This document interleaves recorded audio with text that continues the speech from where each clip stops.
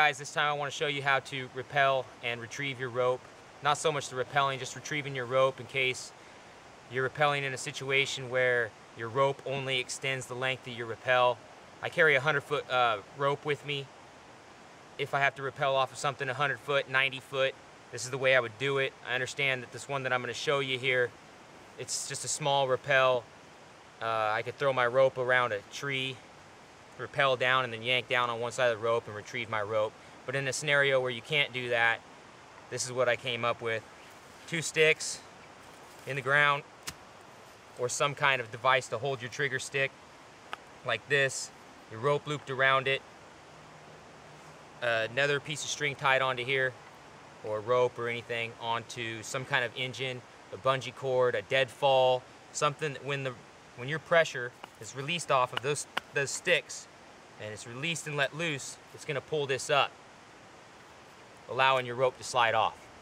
I'll show you how it's done. I'm just going to use a little sapling, a little green bush over here or something as my trigger mechanism. So first, put my backpack down there because I don't want to bring the extra weight on my back and try to rappel with that. There's just no need for it. I'm not just going to throw it down there, even though it's small, even though it's only that would have been a bad mistake. Even though it's only a small drop down there, 25 feet or so, I don't want to throw it because I got gear in there that I don't want to break or damage in any way, shape, or form more than I already do. So I'll get this thing down there.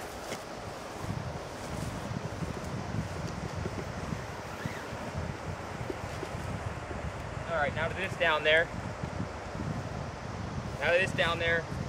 I'll get this trigger mechanism set up over here. For the sake of the video, we're only gonna act like my rope ends here, and I need to get down this bank. What I did is I got this live branch here, flexible, and here's my trigger tied off the side of the branch. Put a loop in my rope here. I'm gonna slide it over the top of my trigger. Well, I don't know if you'd call it a trigger actually. It's more like a hammer or something if you're talking about a gun. Put it down here, and as long as there's tension on that, it's gonna stay there. It's not going nowhere. That thing's not coming up. This can't hold it down or hold it up, pull it up. There ain't enough force with all this tension. And I can put my weight on these sticks and they're not coming out either. Well, as soon as I let loose, when I get down to the bottom and let loose, it's gonna come up, allow me to pull my rope right off and retrieve it. I'll do it for you and show you.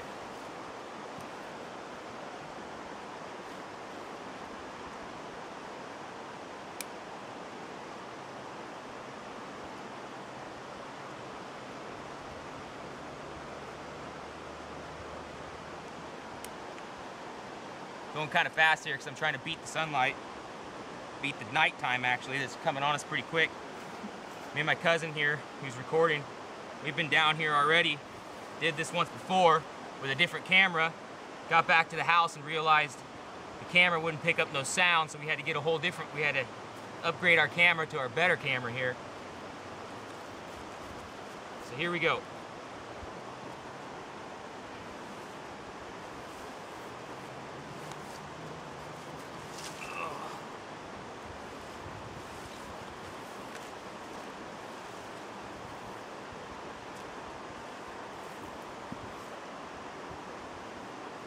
See that trigger good? All right. Over the bank and the rappel I go. Got to keep tension or else it'll come loose on you.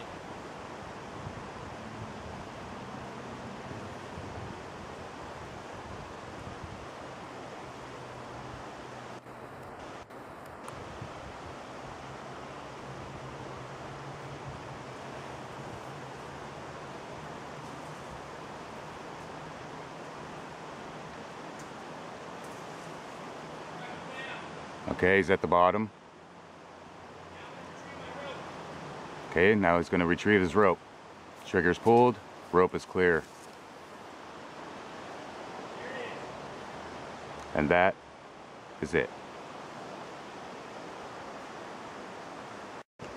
All right, I'm gonna show you one more time how I set that trigger up. You got your trigger tied off to one side onto a branch. Get your rope around it. just like that. Off one side and get your rope all the way off to that side.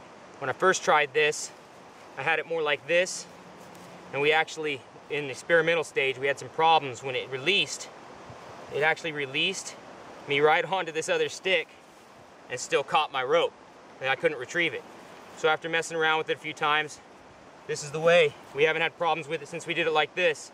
When it comes free, it just drops you right up and off. We haven't had any problems with it like this yet. All right, I got this trigger set up again. I'm gonna show you from a different view so you can see how it works from over there.